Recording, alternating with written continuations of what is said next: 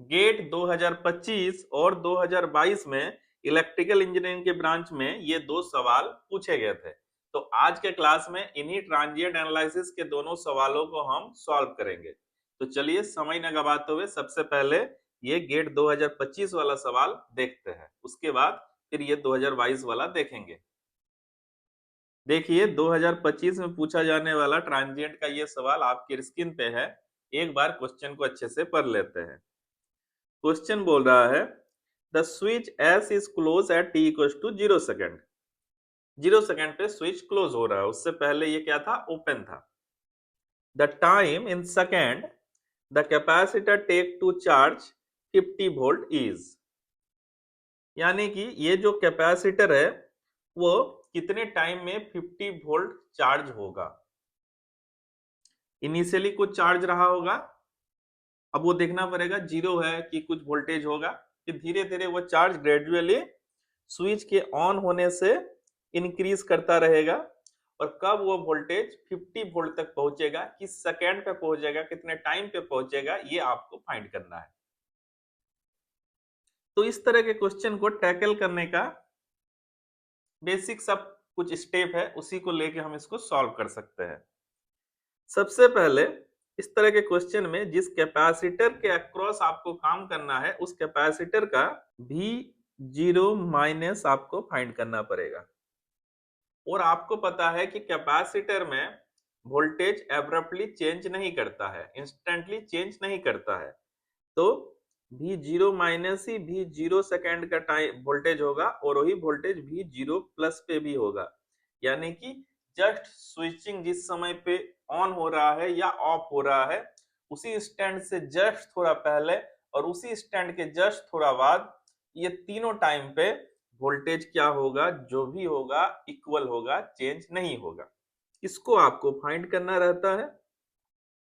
फिर फाइंड करना रहता है V ऑफ इनफाइनाइट, यानी कि जब स्टेडी स्टेट वोल्टेज हो जाएगा तो वो स्टेडी स्टेट वोल्टेज क्या होगा, वो स्टेडी स्टेट वोल्टेज आपको फाइंड करना पड़ता है। और एक चीज फाइंड करना पड़ता है कि टाउ, टाउ मतलब टाइम कांस्टेंट। उसके बाद एक फॉर्मूला आता है जो बहुत इंपॉर्टेंट फॉर्मूला है, voltage of capacitor at any time will be V of infinite plus V naught minus V of infinite whole into e to the power minus t by tau.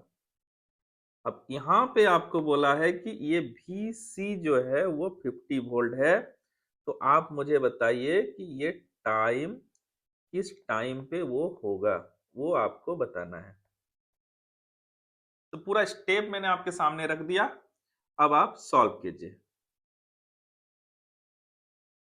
सबसे पहले क्या निकालेंगे, V naught minus, यानी कि just switching action से पहले, switching action से पहले, स्विचिंग एक्शन से पहले ये सर्किट कैसा रहा होगा, ये सर्किट आपका कैसे ओपन रहा होगा।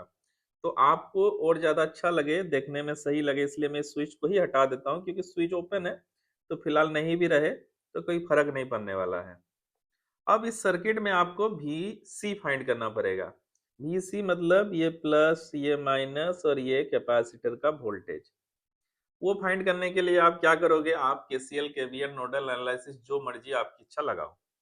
मैं अब यहाँ पे ये जो करंट सोर्स के साथ पैरेलल में रजिस्टर है, इसको वोल्टेज सोर्स के साथ सीरीज में रजिस्टर लगा के इसका सोर्स कन्वर्जन कर लूंगा। तो क्या होगा बताइए, यहाँ पे वोल्टेज का वैल्यू हो जाएगा 3 ampere into 25 ohm, that will become 75 volt. तो अगर आप इस करंट सोर्स को हटा के, करंट सोर्स का एरो देखिए ऊपर की ओर था, इसको हटा के इसके सीरीज में वोल्टेज सोर्स लगा दोगे तो कुछ ऐसे 75 वोल्ट आ जाएगा। अब क्या है बताइए, अभी फिलहाल ये स्टेडी स्टेट में है, जब तक कि t इज इक्वल टू 0 ना हो जाए, स्विचिंग एक्शन ना हो जाए, उससे पहले ये स्टेडी स्टेट में रहा होगा। तो वैसे में स्टेडी स्टेट में कैपेसिटर कैसे बिहेव करता है, जो ओपन सर्किट बिहेव करता है। तो वैसे में आपको यहाँ पे कोई भी करंट फ्लो होता हुआ नहीं मिलेगा। यहाँ से कोई भी करंट फ्लो उस वक्त नहीं होगा, कैपेसिटर चार्ज रहा होगा। तो कैपेसिटर के अक्रॉस का वोल्टेज क्या होगा? इस टर्मिनल पे देखिए कितना वोल्ट है, 100 वोल्ट है। इस टर्मिनल पे कितना वोल्ट है, 75 वोल्ट है। और नीचे कहीं ग्राउंड कर दीजिए आप अपने कन्वीनियंट के लिए, तो कैसे मिलेगा? तो Vc का वोल्टेज क्या मिलेगा? Vc t is equal to 0 minus पे वोल्टेज मिलेगा 100 वोल्ट माइनस 75 वोल्ट, 25 वोल्ट। ये रहेगा कैपेसिटर का वोल्टेज। यहाँ का वोल्टेज जो एक साइड 100 वोल्ट है, एक साइड 75 वोल्ट है, तो दोनों के बीच का डिफरेंस 25 वोल्ट आपको मिलेगा। ये मिलेगा Vc at t is equal to 0 minus पे। तो यही Vc t is equal to 0 पे भी होगा, यही Vc t is equal to 0 plus just switching action के बाद यही वोल्टेज होगा, क्योंकि इंस्टेंटली इसमें वोल्टेज चेंज नहीं होता है। तो Vc at t equal to 0 plus आपको मिल गया। आपको चाहिए अब V ऑफ इनफाइनाइट, यानी कि जब स्विचिंग एक्शन हो चुका है आपका, ये स्विचिंग एक्शन जो है आपका परफॉर्म कर चुका है, जब ये स्विच ऐसे क्लोज हो चुका है, t इक्वल टू 0 पे क्लोज हुआ है, तो t इक्वल टू इनफाइनाइट पे भी तो वो क्लोज ही रहेगा। और चूंकि ये स्विच अब क्लोज है कुछ इस तरह से, तो अब पूरा का पूरा सर्किट इस तरह से शॉर्ट हो गया होगा, इधर वाले पार्ट का कोई यूटिलाइजेशन नहीं रहा होगा, क्योंकि ऑलरेडी यहाँ पे ये शॉर्ट है। तो फिर अब बताइए कि Vc t equal to infinite पे क्या रहा होगा? कैपेसिटर वोल्टेज इनफाइनाइट टाइम पे, मतलब स्टेडी स्टेट पे, उस समय यहाँ पे 100 वोल्ट, यहाँ का पोटेंशियल 0, तो यहाँ का पोटेंशियल 0, तो 100 minus 0 will be the capacitor voltage. ये बस आप अपने एनालिटिकल स्किल से पता कर लिए कि Vc का वोल्टेज 100 प्लस साइड पे है, माइनस साइड पे 0 है, तो ये हो जाएगा 100 वोल्ट। और अकॉर्डिंग टू दिस फॉर्मूला आपको वोल्टेज कैपेसिटर के अक्रॉस कैसे चेंज होता हुआ दिखेगा?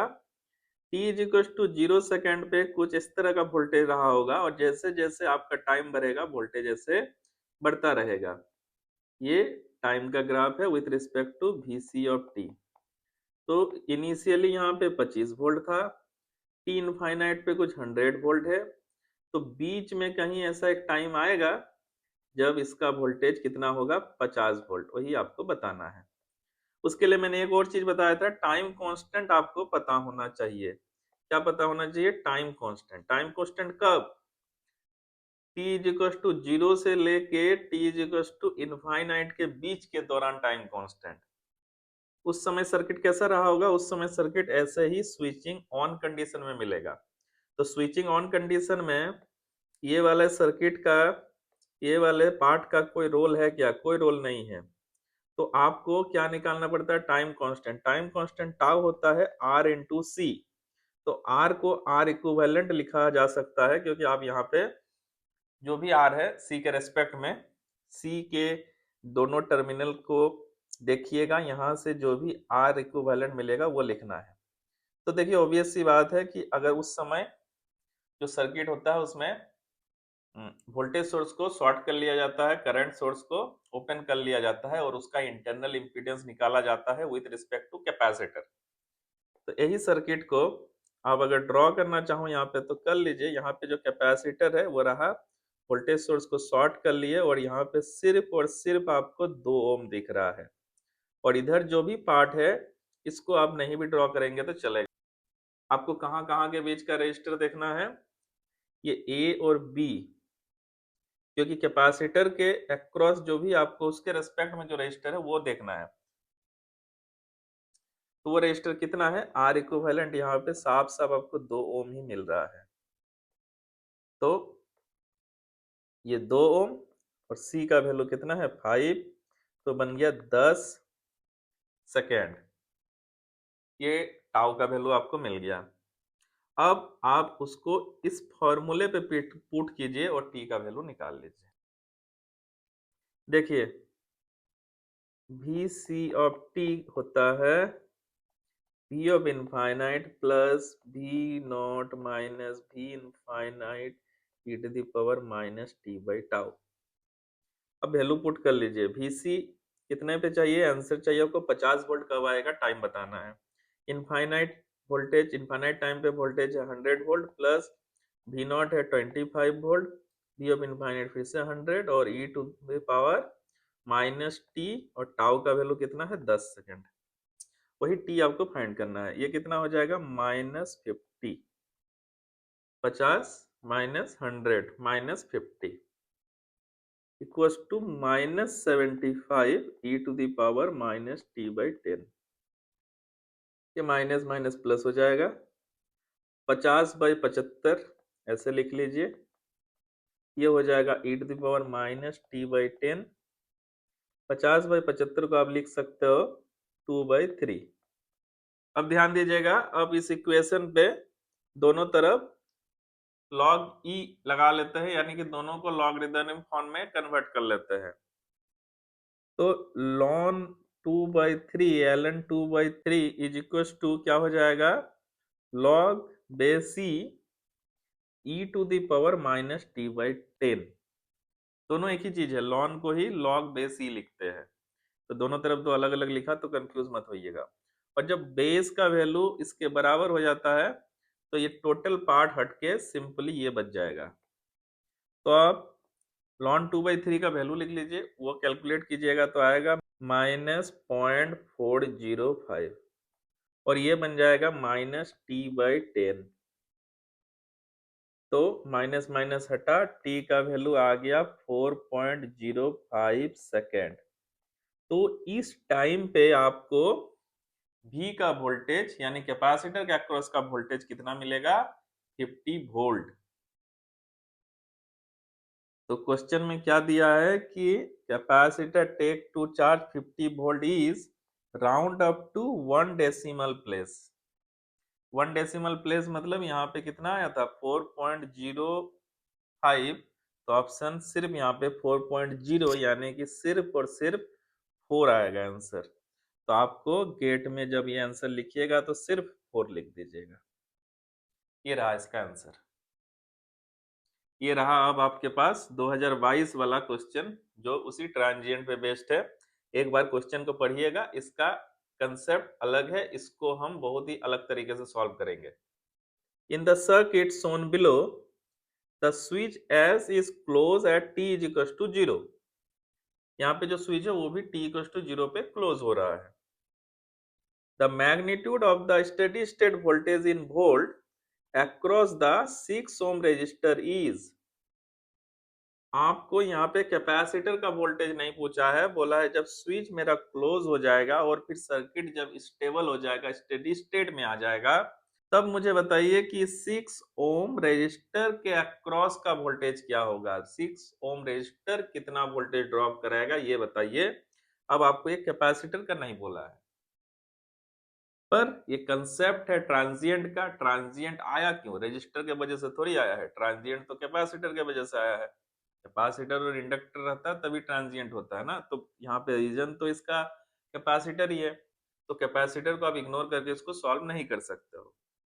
देखिए स्विच आपका बोला हुआ है क्या है, क्लोज है, स्विच क्लोज है एट t 0 सेकेंड और आपको स्टेडी स्टेट का चाहिए, तो हम मान लेते हैं कि मेरा स्विच ऐसे क्लोज है, तो इसको क्लोज कर लेते हैं, ये मेरा स्विच क्लोज है। अब हम बात कर रहे हैं t इनफाइनाइट पे। कब बात कर रहे हैं, t इनफाइनाइट टाइम पे, जब स्टेडी स्टेट आ चुका है। तो वैसे में ये सर्किट में कैपेसिटर फुल चार्ज हो रहा होगा, फुल चार्ज हो चुका होगा, तो उस समय ये सर्किट कैसे बिहेव करेगा, capacitor as a open circuit. Capacitor full charge हो चुका है, अब ये ओपन सर्किट। ओपन सर्किट का ये मतलब हुआ कि अब वो कुछ इस तरह से दोनों तरफ से कोई करंट नहीं पार होगा, इसलिए मैंने इसको एकदम ही ओपन कर दिया। आप चाहो तो हटा भी सकते हो। अब हट गया, तो अब इस ब्रांच से तो करंट नहीं फ्लो कर रहा है, करंट कैसे फ्लो कर रहा होगा, कुछ ऐसे। तो अब आपके लिए कितना आसान हो गया, यहाँ पे बीच में कहीं एक वोल्टेज भी रखिए, इधर वाले टर्मिनल को आप ग्राउंड कर लीजिए और आप क्या कीजिए, नोडल एनालिसिस लगा लीजिए।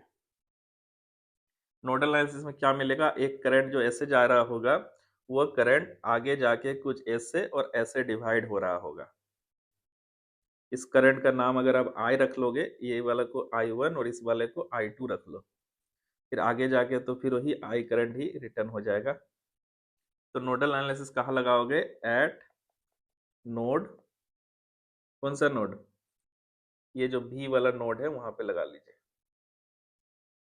तो लिखिए, आप लिख सकते हो कि current I will be I1 plus I2।